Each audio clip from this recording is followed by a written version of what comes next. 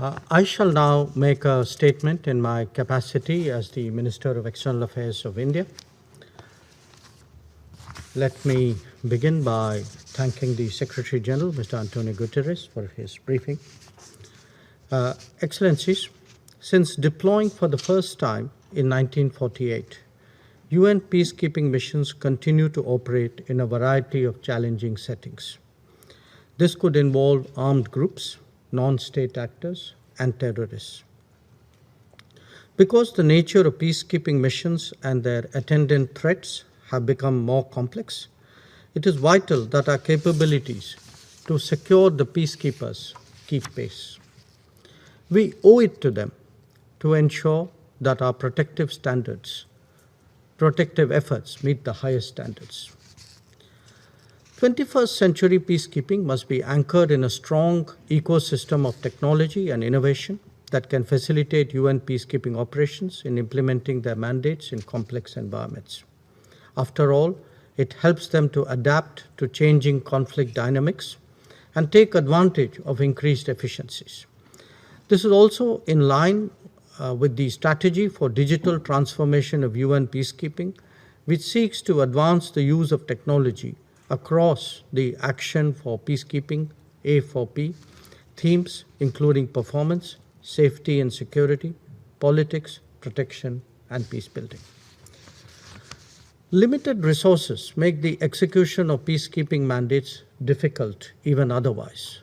When such mandates are expanded in an ad hoc fashion, the challenge becomes more complex. In recent years, peacekeepers have experienced a greater level of asymmetric threats ranging from landmines to IEDs, and we cannot remain indifferent to this prospect. To execute the mandates, peacekeeping missions must be able to move fast to acquire and validate information from a wide range of openly available sources to enhance situational awareness, augment security, aid operational planning, and support decision making. UN peacekeeping simply cannot afford to cede the information advantage to those actors determined to undermine prospects for peace by using modern technology to aid their violent cause. Let me therefore propose a 4-point framework that would lay out a possible architecture for securing UN peacekeepers to meet contemporary threats. First, we must focus on operationally proven, cost-effective, widely available, reliable, and field-serviceable technologies. They must also prioritize mobility, both in the sense of agile maneuverability of mission assets and in the sense of use of mobile, digital, or IT platforms. Where deployed, technology should be environment-friendly through the use of renewables and fuel efficiency, and the use of environmentally friendly construction materials. Second, we need a sound information and intelligence foundation. Only this will ensure early warning and mobilizing a coherent and early response. A reliable, high-fidelity means to collect, use, process, and share information and data will create advantages from the very start for peacekeeping missions. Precise positioning and overhead visualization of mission environments is critically important to provide intelligence and enhance the safety and security of mission personnel. It therefore gives me great pleasure to announce that India is supporting the UN in the rollout of Unite Awareness Platform across select peacekeeping missions. This initiative is based on the expectation that an entire peacekeeping operation can be visualized, coordinated, and monitored on a real-time basis. We should ensure that any attack on a peacekeeper or a civilian is predictable, preventable, or responded to immediately. Thirdly, we must contribute to ensuring that technological improvements are continuous and are available on the ground in the gear that peacekeepers carry and the weapons and tools that they use to enhance their mobility, performance, endurance, range, and load-carrying capabilities while guaranteeing their safety and security. This also includes strengthening of communication within missions and enhancing overall capacity to take informed decisions at a tactical or operational level.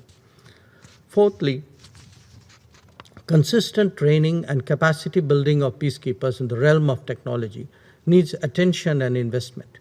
It is with this in mind that India is committed to long-term engagement with the UN C4ISR Academy for Peace Operations in Entebbe, Uganda, to meet the training needs, link it with available technological capability, and shape future requirements. I am pleased to announce that we have signed an MOU between the Government of India and the UN in support of the Partnership for Technology in Peacekeeping initiative and to UN C4ISR Academy for Peace Operations. We would welcome other member states to take active interest in this evolving paradigm. Political will, strengthened partnerships, and shifts in organizational culture are required to take it forward. Maximum transparency should remain a principle of the use of peacekeeping technology, and in particular, when used to enable information gathering and sharing. Peacekeeping requires continuous review, adaptation, and transparent engagement with all stakeholders, as also strong procedural safeguards and effective oversight mechanisms. Excellencies, peacekeeping continues to play a crucial role in India's vision of ensuring international peace and security, providing greater clarity, direction, and professionalism in our UN peacekeeping operations is at the heart of the vision. India has been a pioneer in UN peacekeeping, deploying more than 250,000 troops over the years in as many as 49 peacekeeping missions, serving under the blue flag. 174 gallant Indian soldiers have made the supreme sacrifice over the years, the largest number among troop contributing countries. In keeping with this tradition, we have today more than 5,000 personnel deployed across 9 missions.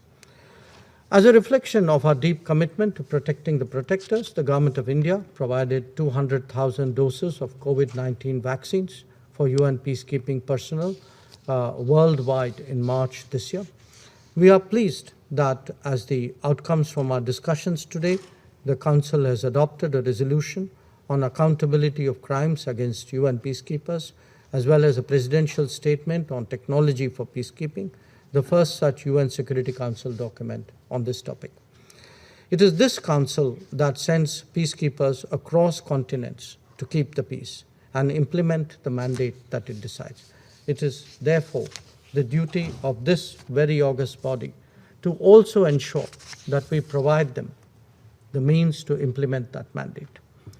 We have shown today, both in the rollout of the Unite Awareness platform as well as the actionable elements of training incorporated in the MOU, that India believes in walking the talk when it comes to safety and security of UN peacekeepers.